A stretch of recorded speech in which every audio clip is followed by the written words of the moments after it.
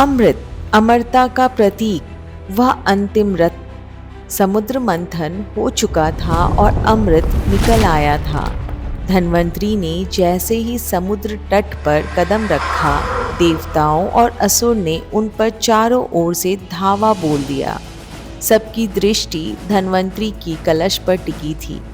आज का दिन धन्य है, ब्रह्मा ने कहा। क्षीर सागर ने अपना समस्त वैभव प्रदान कर दिया है। अब समय आ गया है कि अचानक उठे शोरगुल में उनके शब्द दब गए। असुरों ने धन्वंतरी से कलश छीन लिया। उसमें से उठ रही अविश्वसनीय सुगंध ने उनके होश उड़ा दिए थे। असुर उस रत्न को चखने और अमर हो जाने के लिए व्याकुल हो रहे थे। इसके अलावा उन्हें संदेह था कि देवता उन्हें अमृत देने से मना कर देंगे। इसलिए उन्होंने कलश अपने नियंत्रण में ले लिया। असुरराज बलि का सिर शर्म से झुक गया था। देवता चकित रह गए। वे उस कलश को एक असुर से दूसरे असुर के हाथ में जाता देख रहे थे। किसी भी क्षण असुर अमृत का सेवन कर सकते थे। तभी एक हंसी गूंजी। तितली की तरह फड़फड़ाती रेशमी मछलियां, मानो रेशमी पंख उनकी त्वचा से टकरा रही हों। उसके केश में कमल गूंथे थे, कानों में कुंडल और गले के चारों ओर सीपियों की माला थी। एक ऐसी स्त्री जैसी असुरों ने पहले कभी नहीं देखी थी, उनकी ओर आ रही थी। उस स्त्री ने असुरों में ऐसी व्याकुलता पैदा कर दी कि वे अपने हाथ में पकड़े अमृत कलश को भी भूल गए। उन्हें यह भान ही नहीं रहा कि उनके सामने एक भ्रम था, यह कि उनके समक्ष एक अलौकिक आभास खड़ा था, और यह कि विष्णु स्वयं उस आकर्षक स्त्री का रूप धारण करके समुद्र में से प्रकट हुए थे, मन को मोह लेने वाली मोहिनी बनकर। असुरों के बीच चलते हुए मोहिनी ने धीरे से कलश के किनारे को थपथपाया। उसकी उंगलियों से मादक ध्वनि उत्पन्न होने लगी। तुम कितने भोले हो, तुम ऐसा क्यों कह रही हो? असुरों ने पूछा। अमृत का तत्व कलश के तल में नीचे बैठ गया है। वही समृद्ध और गाढ़ा द्रव्य है। ऊपर तो केवल तरल पदार्थ तैर रहा है। तो हमें क्या करना चाहिए? देवताओं को यह ऊपरी द्रव्य पी लेने दो। जब वे तृप्त हो जाएंगे तो तुम नीचे बैठे हुए असल अमृत का आनंद ले सकोगे। असुरों ने चुपचाप कलश मोहिनी को सौंप दिया। देवता अमृत का एक एक घूंट पीने लगे। अमृत उनकी जीवा को स्पर्श करता हुआ उनमें उन्मादी आह्लाद जगा रहा था। अमृत उनके शरीर में बहने लगा और उसने देवताओं के प्रत्येक कोशिका को अमर कर दिया। इस बीच असुर मोहिनी की ओर ताकते रहे। उनकी आंखें उसके चेहरे को देखकर रोमांचित हो रही थी। मोहिनी की पायल ने उनके होश उड़ा दिए थे। उनमें से किसी ने ध्यान नहीं दिया कि कलश में लगभग सारा अमृत पिया जा चुका था। केवल एक असुर ने यह सब देखा। उसका नाम स्वरभानु था। उसकी दृष्टि मोहिनी के बजाय अमृत पर थी। वह सावधानी से कलश को देख रहा था। उसने महसूस किया कि कलश हल्का हो गया था। उसमें भारी सामग्री कम रह गई थी। केवल थोड़ा सा अमृत शेष था। असुरों का पूरा समूह मंत्र मुग्ध खड़ा था। इसलिए स्वरभानु जानता था कि विरोध करना व्यर्थ होगा। अब केवल एक ही उपाय था, छलिया के साथ छल किया जाए। सबसे छिपकर स्वरभानु चुपचाप देवताओं की पंक्ति में घुसा और अंत में जाकर खड़ा हो गया। वह कलश को देखते हुए धीरे धीरे उसकी ओर बढ़ रहा था। निकट और निकट और निकट और निकट। उसके कुल के साथ धोखा हो गया था। अब स्वयं के विषय में सोचने का समय था। वह निकट पहुंचा और पास और निकट। वही मादक सुगंध फिर महसूस होने लगी। स्वरभानु उन्मत्त हो गया।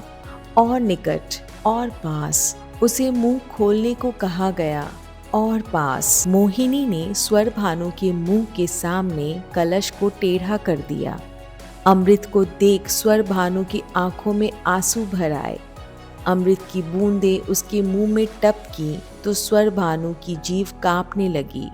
उसका गला भरा तो अंतःकरण हर्षित हो उठा। उसे यह सोचकर आश्चर्य हो रहा था कि समुद्र के खारे जल में से इतना मीठा द्रव्य कैसे निकल रहा है।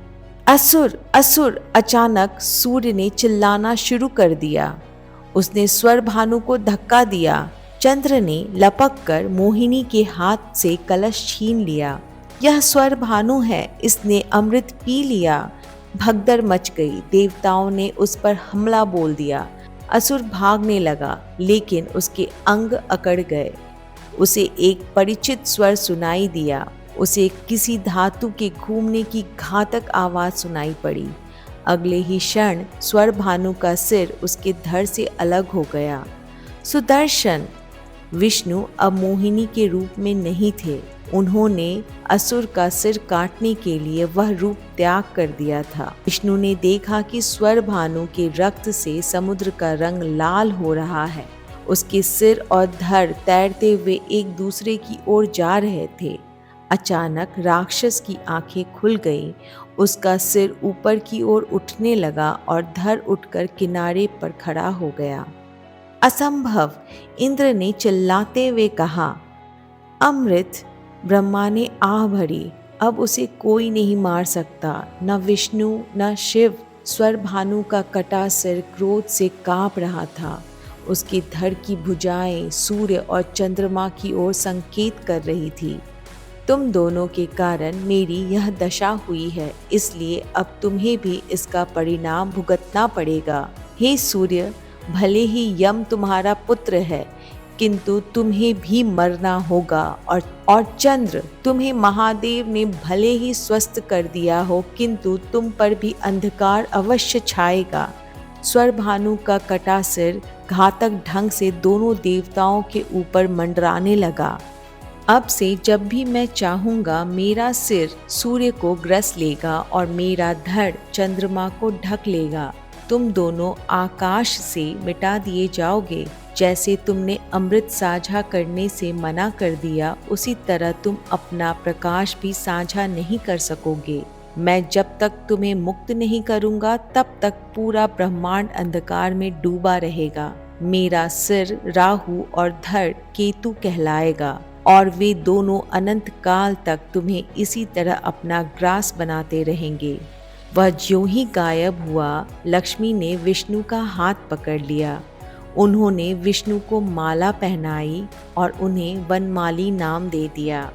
वह विष्णु की पत्नी बन गई और देवताओं को स्वर्ग लोक वापस मिल गया। कुछ दिन बाद शिव को फिर से विष्णु की मोहिनी रूप देखने की इच्छा हुई तो वे वैकुंठ पहुंच गए। मुझे अपना वही अवतार फिर दिखाइए। वह आपका एकमात्र स्त्री अवतार है, ब्रह्मांड में सबसे मनमोहक। विष्णु ने फिर से मोहिनी रूप धारण कर लिया तो शिव मंत्र मुग्ध होकर उन्हें देखते रह गए। मोहिनी ने शिव में उत्साह भर दिया था। उनमें भोग का संचार हो गया। शिव का वीर्य टपकने लगा, जिससे सोने चांदी के अयस्कों के स्फटिक बन गए। उस दिव्य रूप की लालसा में शिव ने मोहिनी को गले लगा लिया। उनका हर्षोन्माद समाप्त हुआ तो उन्होंने देखा कि वे विष्णु से लिपटे हुए थे।